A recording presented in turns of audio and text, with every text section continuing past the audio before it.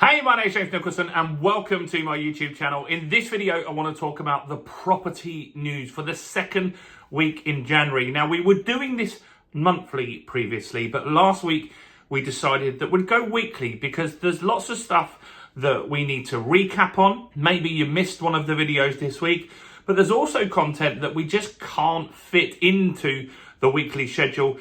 And we've got some extra stories in this video that you haven't seen any content from me this week so far. Now, the last week or so has been absolutely crazy on the subscriber front. We've had 2,000 subscribers already in 2025. So I appreciate every single person that subscribes. We want to get the target is as close to 50,000 subscribers as we can this year. So can you help us get there a little faster by smashing subscribe and hitting that bell notification? And let's get some more views on this actual video here. Smash like, tickle like, do something to that like button. That helps with the YouTube algorithm. It'll take you a second to do, and that will really push more views onto the video. So thanks to everyone that does that.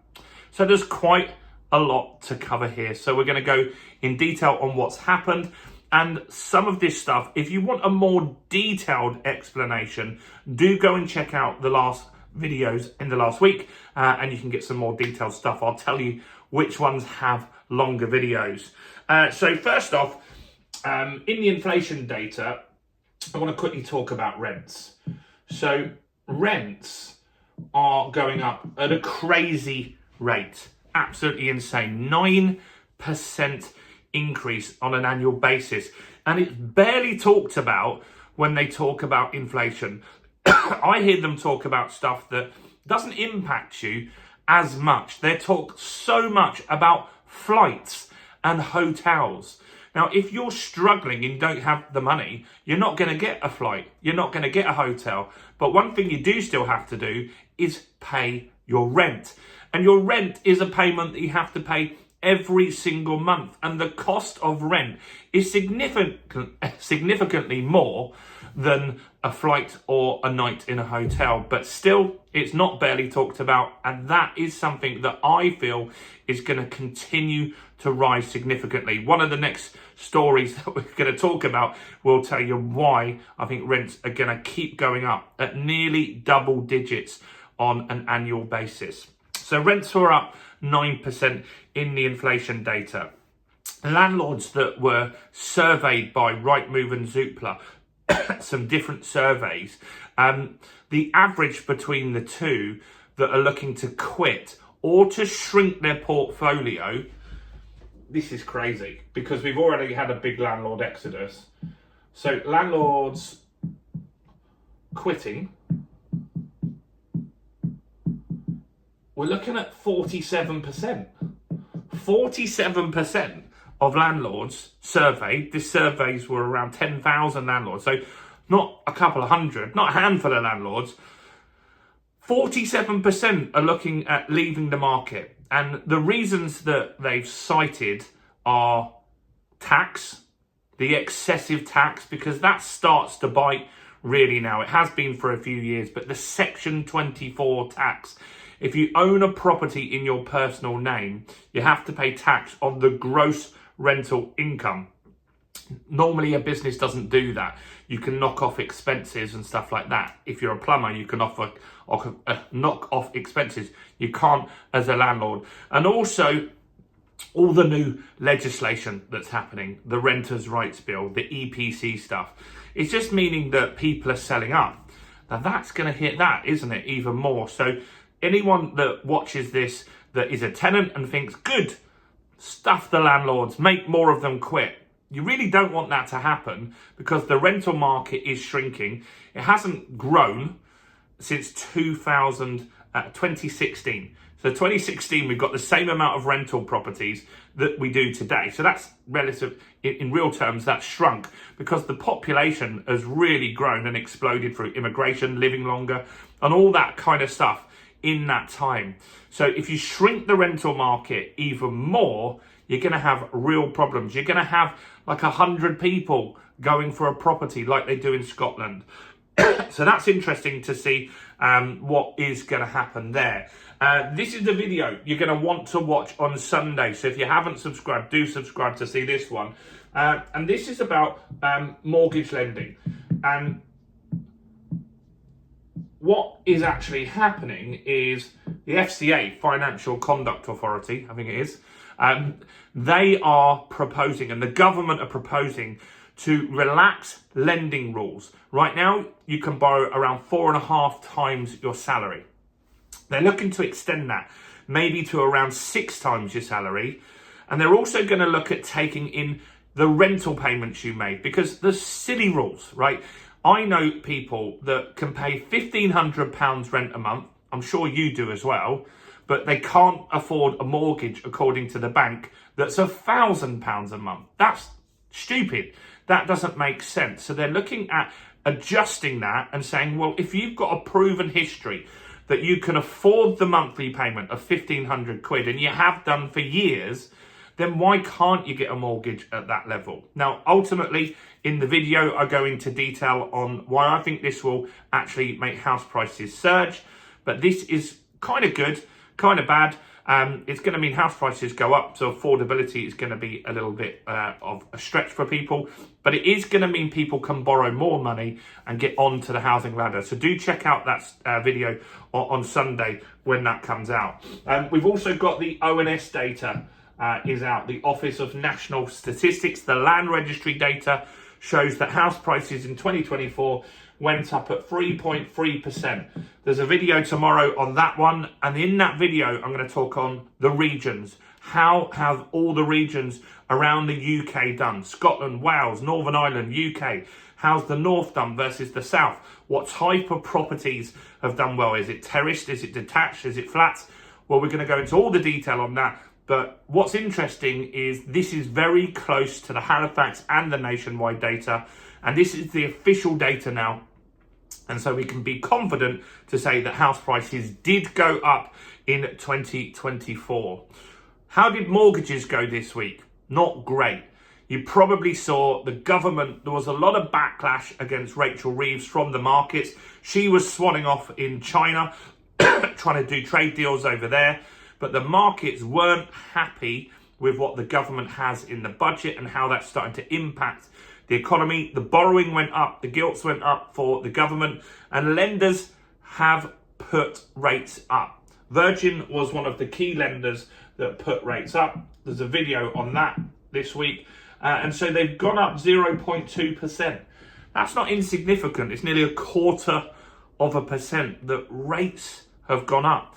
And others are looking at doing the same. You see, the swap rate, the rate that the banks borrow at. So Virgin borrow from a bigger bank, and the rate that they get, that has increased over the last few days because government borrowing has got more expensive. So has interbank lending as well. So it means that you're unlikely to see major cuts. You might see the odd lender here or there doing some drops in rates, but they're not going to be massive. They're not going to be massive. And that's what I expect will happen until the summer. And then if the market slows down after the stamp duty stuff kicks in, on April the 1st, the stamp duty is going up considerably for first-time buyers. If that starts to kick in, then you will start to see a slowdown in the market. And that potentially means that rates could come down. Inflation, we had some good news on inflation. So it's not all bad. Inflation dropped from 2.6 to 2.5%. That was a surprise for the market. It isn't what the analysts expected. Maybe the numbers are fudged a little bit to help Rachel Reeves, but it still is good if inflation is going down. And if it does go down, that means that mortgage rates will start at some point next year to come down a little faster. But the main story this week, which has had, on all the content we made for this, more than 50,000 views. So thanks to everyone that did watch that. And that's the Renters' Rights Bill. The Renters' Rights Bill got its third reading in Parliament. It got voted through. It's at the next step now. 400 MPs voted for it. 100 didn't. So it's pretty much unanimous. It's not getting many challenges, that shows. It's likely that this is going to keep moving through Parliament and be active by the end of 2025. Now, a lot of landlords don't like the Renters' Rights Bill, and that's why 47% of them are looking at quitting. Why don't they like it? They don't like to be told that they've got to consider having pets. They don't like the fact that they could potentially be fined £40,000 for actually any problems with the property. That worries them. They're worried about tribunals and where they can go to a tribunal and potentially have their rent decreased in that. What isn't so bad in there is something that I did say was going to happen. If you follow the channel, you'll know about this. The government want to get rid of something called Section 21. That's a no-fault eviction, right? No-fault eviction. And that is something that's a great headline for them, to say they got rid of a no-fault eviction.